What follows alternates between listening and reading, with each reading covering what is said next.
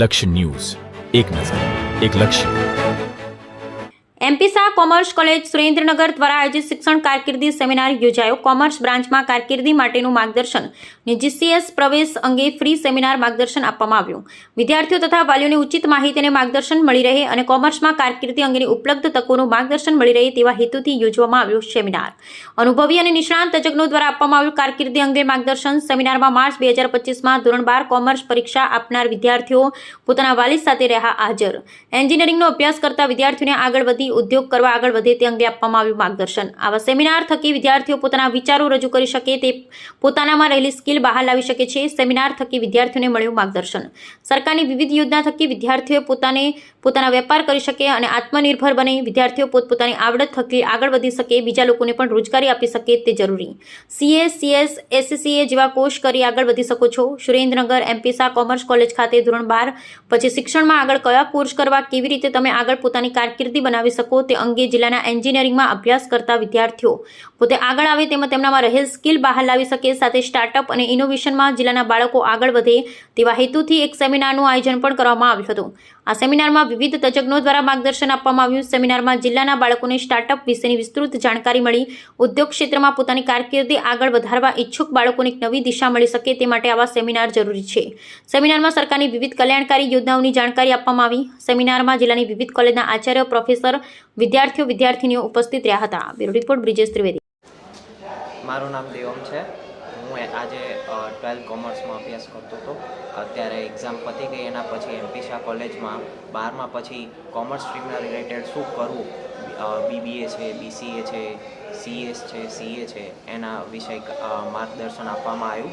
અને સાથે સ્ટુડન્ટને સ્ટાર્ટઅપ આઈડિયાઝ છે એના રિલેટેડ જે ગવર્મેન્ટ યોજના છે એના રિલેટેડ પણ અમને સમજાવવામાં આવ્યું। અને સાથે જીકાસ પોર્ટલ ઉપર કઈ રીતે ફોર્મ ફિલઅપ કરવું અને કઈ રીતે તમે બીજી કોલેજમાં પણ કયા કોર્સ અવેલેબલ છે એના વિશે પણ માર્ગદર્શન આપવામાં આવ્યું। કેવું લાગ્યું? બહુ બધી વસ્તુ જાણવા મળી છે અને સંપૂર્ણ નોલેજ બહુ સારી રીતે અને ટૂંકમાં સમજાવવામાં આવી। મારું નામ ઝાલા દીક્ષિતા છે। મેં ધોરણ 12ની એક્ઝામ આપી છે। આજે એમપી શાહ કોલેજમાં સેમિનાર હતો, તેમાં ધોરણ 12 પછી શું કરી શકાય તેનું માર્ગદર્શન આપવામાં આવ્યું હતું। તે માર્ગદર્શન ઘણા બધા નિષ્ણાત શિક્ષકોએ આપ્યું હતું, જે મને ખૂબ જ સરસ લાગ્યું। કયા કોર્સ વિશેની માહિતી આપી? જેમ કે CA, BCom, MCom, BBA, CS, CFA વગેરે કોર્સની માહિતી આપવામાં આવી હતી। આજરોજ શહેરની સૌથી જૂની અને પ્રતિષ્ઠિત એમપી શાહ કોમર્સ કોલેજમાં ધોરણ 12 કોમર્સ વિષય સાથે પાસ થયા પછી વિદ્યાર્થીને જીવનમાં કારકિર્દી કેવી રીતે બનાવી શકાય એની માહિતી આપવા માટે શહેરમાંથી જાણીતા સીએ નરેશભાઈ કેલાને અહીંયા ઉપસ્થિત રાખવામાં આવ્યા હતા। તેમજ અમારી કોલેજના અધ્યાપક ડૉક્ટર હંસાબેન કચટિયા અને ડૉક્ટર રમેશભાઈ દાવડાએ પણ બહુ વિગતવાર માર્ગદર્શન આપ્યું કે સીએ, સીએસ ઉપરાંત કોમ્પિટિટિવ એક્ઝામમાં પાસ થઈને વિદ્યાર્થી પોતાની કારકિર્દી બનાવી શકે છે। સાથે જ આજના સેમિનારનો બીજો મહત્ત્વનો હેતુ એ હતો કે સરકારશ્રી દ્વારા શરૂ કરવામાં આવેલ Gujarat common admission service portal ઉપર વિદ્યાર્થી સરળતાથી પોતાનું રજિસ્ટ્રેશન કરાવી શકે અને એને સમગ્ર ગુજરાતમાં કોઈપણ જગ્યાએ પ્રવેશ મેળવવો હોય તો આ એક જ જગ્યાએથી એ રજિસ્ટ્રેશન કરાવી શકે એ માટે ફ્રી ફોર્મ ફિલિંગ સેન્ટર પણ અત્રે શરૂ કરવામાં આવ્યું છે।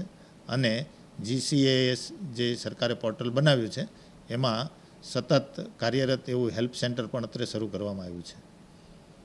એમાં સુરેન્દ્રનગર શહેર અને જિલ્લા તેમજ ગ્રામ્ય વિસ્તારના બહુ મોટી સંખ્યામાં વિદ્યાર્થી, શિક્ષક મિત્રો અને વાલીશ્રીઓ ઉપસ્થિત રહ્યા હતા, જેઓને કારકિર્દી માર્ગદર્શન અને પ્રવેશ પ્રક્રિયાનું સુંદર માર્ગદર્શન પણ અત્રેથી નિઃશુલ્ક પ્રાપ્ત થયું હતું।